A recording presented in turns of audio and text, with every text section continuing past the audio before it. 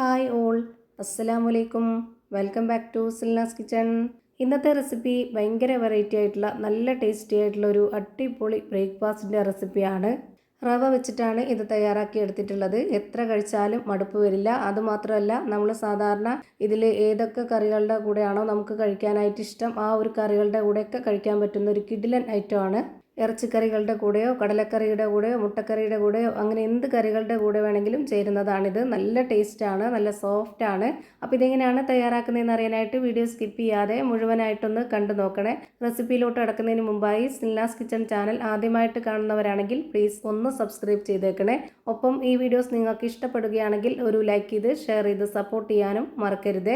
ഇനി നമുക്ക് ഇതെങ്ങനെയാണ് തയ്യാറാക്കുന്നതെന്ന് നോക്കാം. ഇതിനായി ആദ്യം തന്നെ കുറച്ച് ഉഴുന്ന് വെള്ളത്തിലിട്ട് കുതിർത്ത് വെച്ചിരുന്നതാണിത്. നല്ലപോലെ കഴുകിയതിന് ശേഷം ഒരു 3 മണിക്കൂറോളം കുതിർത്ത് വെച്ചിരുന്നു. അതിൻ്റെ വെള്ളമെല്ലാം ഊറ്റിക്കളഞ്ഞിട്ടുണ്ട്. ഞാനിപ്പോൾ ഈ ഒരു ഉഴുന്ന് എടുത്തിട്ടുള്ളത് ബോൾ ഉഴുന്നാണ്. ഒട്ടും വെള്ളത്തിൻ്റെ അംശമില്ലാതെ നന്നായിട്ട് ഊറ്റിയെടുത്തിട്ടുണ്ട്. മെഷർമെൻറ്റ് കപ്പിൻ്റെ 1/4 കപ്പ് അളവിനാണ് ഞാനിവിടെ ഈ ഒരു ഉഴുന്ന് എടുത്തിട്ടുണ്ടായിരുന്നത്. ഇനി ഇതൊന്ന് അരച്ചെടുക്കണം. അതിന് വേണ്ടിയിട്ട് ഒരു മിക്സിയുടെ ജാർ എടുത്തിട്ടുണ്ട്. അതിലേക്ക് ഇത് മുഴുവനായിട്ടും ഇട്ട് കൊടുക്കാം. ഇത് മുഴുവനായിട്ടും ഇട്ട് കൊടുത്തതിന് ശേഷം പിന്നെ ഇതിലേക്ക് വേണ്ടത് തൈരാണ്. നല്ല കട്ടിയായിട്ടുള്ള തൈര് വേണം. 2 ടേബിൾ സ്പൂൺ അളവിൽ ഇതിലേക്ക് ഒഴിച്ചു കൊടുക്കുന്നുണ്ട്. കുറച്ച് പുളിയുള്ള തൈരാണെങ്കിൽ അത്രയും നല്ലത്. നമ്മൾ ഈ തയ്യാറാക്കി എടുക്കുന്ന ഈ ഒരു റവ കൊണ്ടുള്ള ഇഡ്ഡലിക്ക് ഭയങ്കര ടേസ്റ്റാണ് കുറച്ച് പുളിയുണ്ടെങ്കിൽ. ഒരുപാടൊന്നും ഒഴിച്ചു കൊടുക്കേണ്ട ആവശ്യമില്ല. ഞാൻ എടുത്തിട്ടുള്ള ഈ ഒരു ഇൻഗ്രീഡിയൻസിൻ്റെ കണക്കനുസരിച്ചിട്ട് 2 ടേബിൾ സ്പൂൺ മതിയാവും.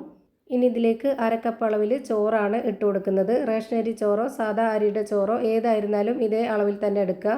ഇനി ഇതേ കപ്പ് അളവിൽ തന്നെ 1 കപ്പ് വെള്ളം ഒഴിച്ചു കൊടുക്കുന്നുണ്ട്. എന്നിട്ട് ഇത് നന്നായിട്ടൊന്ന് അരച്ചെടുക്കണം. അരച്ചെടുത്തത് ഞാനിപ്പോൾ ഒരു ബൗളിലേക്ക് ഒഴിച്ചു കൊടുക്കുന്നുണ്ട്. നല്ല നൈസായിട്ടാണ് അരച്ചെടുത്തിട്ടുള്ളത്. ഇനി അടുത്തതായിട്ട് നമുക്ക് വേണ്ടത് റവയാണ്. വറുത്ത റവയാണ് ഞാൻ എടുത്തിട്ടുള്ളത്. അതുപോലെ തന്നെ വറുത്ത റവ തന്നെ എടുക്കാൻ വേണ്ടി നോക്കുക. 250 ml കപ്പിൻ്റെ അളവിൽ 2 കപ്പ് നിറയെ ഇതിലേക്ക് ഇട്ട് കൊടുക്കുന്നുണ്ട്. ഇനി ഇതിലേക്ക് വേറെ വെള്ളമൊന്നും ഇപ്പോൾ തന്നെ ഒഴിച്ചു കൊടുക്കാതെ ഇത് നന്നായിട്ടൊന്ന് ഇളക്കി യോജിപ്പിച്ച് കൊടുക്കുക. ഘട്ടം ഘട്ടമായിട്ട് ഒഴിച്ചു കൊടുത്താലേ ഇത് കറക്റ്റ് പരുവത്തിൽ കിട്ടുള്ളൂ. ഒന്നിച്ച് ഒഴിച്ചു കൊടുത്താൽ പരുവം തെറ്റിപ്പോവും. ആദ്യം ഇതുപോലെ നന്നായിട്ടൊന്ന് ഇളക്കി യോജിപ്പിച്ച് കൊടുക്കണം. എന്നതിന് ശേഷം മാത്രം നമുക്കിതിലേക്ക് വെള്ളം ഒഴിച്ചു കൊടുക്കാം. ഞാനിവിടെ 1/2 കപ്പ് അളവിൽ ആദ്യം വെള്ളം ഒഴിച്ചു കൊടുക്കുന്നുണ്ട്. എന്നിട്ട് ഇതൊന്നുകൂടി നന്നായിട്ട് ഇളക്കി കൊടുക്കുന്നുണ്ട്. ഇപ്പോൾ ഇതാ ഒന്നുകൂടി നന്നായിട്ട് ഇളക്കി കൊടുത്തു. ഇനി ഇതിലേക്ക് 1 കപ്പ് വെള്ളം കൂടെ ഒഴിച്ചു കൊടുക്കാം. അതായത് മെഷർമെൻറ്റ് കപ്പിൻ്റെ 1/2 കപ്പിനാണ് ഞാനിപ്പോൾ ഇവിടെ 2 കപ്പ് വെള്ളം ഒഴിച്ചു കൊടുത്തിട്ടുള്ളത്. ഇനിയും നമ്മൾ ഇതുപോലെ ഇളക്കി കൊടുത്തതിന് ശേഷം ഇതിൻ്റെ പരുവം കറക്റ്റായോ എന്ന് നോക്കുക. റവ ആയതുകൊണ്ട് തന്നെ ഇത് കുതിർന്ന് വരും. അപ്പോൾ ഇത് ഒന്നുകൂടെ ടൈറ്റായിട്ട് വരും. അങ്ങനെ വരാതിരിക്കാൻ വേണ്ടി കുറച്ചൊന്ന് ലൂസാക്കിയിട്ട് വേണം നമ്മളിത് വെച്ച് കൊടുക്കാനായിട്ട്. ലാസ്റ്റായിട്ട് ഞാനിപ്പോൾ ഇതിലേക്ക് 1/2 കപ്പ് വെള്ളവും കൂടെ ഒഴിച്ചു കൊടുത്തിട്ടുണ്ട്. ടോട്ടൽ ഇതിലേക്ക് വേണ്ടി വന്നിട്ടുള്ളത് 3 കപ്പ് വെള്ളമാണ്. അതായത് മെഷർമെൻറ്റ് കപ്പിൻ്റെ 1/2 കപ്പിന്. ഇനി ഇതൊന്ന് അടച്ചു വെച്ചിട്ട് റെസ്റ്റ് ചെയ്യാനായിട്ട് വെച്ചിരിക്കാം.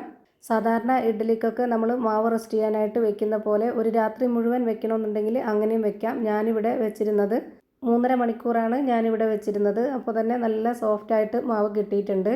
അതുപോലെ നമ്മൾ സാധാരണ ഇഡ്ഡലിക്ക് വേണ്ടിയിട്ട് അരച്ച് വെക്കുമ്പോൾ നന്നായിട്ട് പതഞ്ഞ് പൊങ്ങി വരുന്ന പോലെയൊന്നും ഇത് പൊങ്ങി വരുന്നില്ല.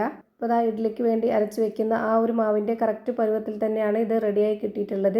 ഇനി ഇതിലേക്ക് വെള്ളമൊന്നും ഒഴിച്ചു കൊടുക്കരുത്. ഇനി നമുക്കിതിലേക്ക് ഉപ്പും സോഡാപ്പൊടിയും ഇട്ട് കൊടുക്കാം. അതിനായി ഞാനിവിടെ ആദ്യം ഒരു കയ്യിലെടുത്തിട്ടുണ്ട്. അതിലേക്ക് കുറച്ച് വെള്ളം ഒഴിച്ചു കൊടുത്തതിന് ശേഷം ഒരു നുള്ള് സോഡാപ്പൊടി ഇട്ട് കൊടുത്തു.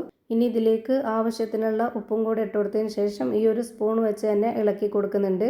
ഇനി നമുക്കിത് മാവിലേക്ക് ഒഴിച്ചു കൊടുത്തിട്ട് ഇത് നന്നായിട്ടൊന്ന് ഇളക്കി യോജിപ്പിച്ചെടുക്കാം. ഇപ്പോൾ ഈ ഒരു മാവിൻ്റെ കറക്റ്റ് പരുവം കോരി കാണിച്ചു തരാം. ഇത് കാണുമ്പോൾ തന്നെ നിങ്ങൾക്ക് മനസ്സിലാവുന്നുണ്ടാവും കറക്റ്റ് ഒരു പരുവം. കാണാൻ നല്ല ഭംഗിയായിട്ട് നല്ല ബോൾ ഷേപ്പിലുള്ള അടിപൊളി ഇഡ്ഡലി കിട്ടണമെന്നുണ്ടെങ്കിൽ ബൗളിൽ ഒഴിച്ചു കൊടുത്താൽ മതി. അതായത് കറി ബൗളിൽ ചെറിയ കറി ബൗൾ ഉണ്ടെങ്കിൽ അതൊരു 3-4 എടുത്തിട്ട് അതിലേക്ക് എണ്ണ തടവിയിട്ട് അതിലൊഴിച്ചു കൊടുക്കുക. ഹോളുള്ള അരിപ്പത്തട്ടിൽ വെച്ച് കൊടുത്തിട്ട് അത് ആവിയിൽ വേവിച്ചെടുക്കാവുന്നതാണ്. അപ്പോൾ നല്ല ഭംഗിയുള്ള ഷേപ്പിൽ കിട്ടും. എൻ്റെ ഇവിടെ അങ്ങനത്തെ ഒരു ചെറിയ ബൗൾസ് ഇല്ലാത്തതുകൊണ്ട് ഞാനിവിടെ സാധാരണ ഇഡ്ഡലി തട്ടിലാണ് വേവിച്ചെടുക്കുന്നത്. അപ്പോൾ ഞാൻ അതിനായിട്ട് ഇഡ്ഡലി തട്ടിൽ കുറച്ച് ഓയിലൊന്ന് തടവിയതിന് ശേഷം അതിലേക്ക് മാവ് ഒഴിച്ച് കൊടുത്തിട്ട് ഇതുപോലെ ഇഡ്ഡലി ചെമ്പിൽ ഇറക്കി വെച്ച് കൊടുത്തിട്ട് ആവിയേറ്റി വേവിച്ചെടുക്കുന്നുണ്ട്. ഒരു 20 മിനിറ്റ് സമയമാകുമ്പോഴേക്ക് നമുക്ക് നല്ല സോഫ്റ്റ് ആയിട്ടുള്ള പഞ്ഞ് പോലെ ഒരു അടിപൊളി ഇഡ്ഡലി റെഡിയായി കിട്ടും. വെന്തതിന് ശേഷം ഈ ഒരു ഇഡ്ഡലി തട്ട് പുറത്തോട്ട് എടുത്ത് വെച്ചിട്ട് കുറച്ച് വെള്ളം ഒന്ന് കുടഞ്ഞു കൊടുത്തിട്ടുണ്ട്. എന്നിട്ടാണ് ഇതുപോലെ സ്പൂൺ കൊണ്ട് ഇളക്കിയെടുക്കുന്നത്. അപ്പോൾ പെട്ടെന്ന് തന്നെ ഇളകി കിട്ടും. ഇതുപോലെ തന്നെ എല്ലാം ഇളക്കിയെടുത്തതിന് ശേഷം ഞാനിവിടെ ഒരു പാത്രത്തിലേക്ക് മാറ്റിയിട്ടുണ്ട്. ഇനി ഞാനിതൊന്ന് അകം വെന്തിട്ടുണ്ടോ എന്ന് അറിയാനായിട്ട് പൊട്ടിച്ച് കാണിക്കുന്നുണ്ട്.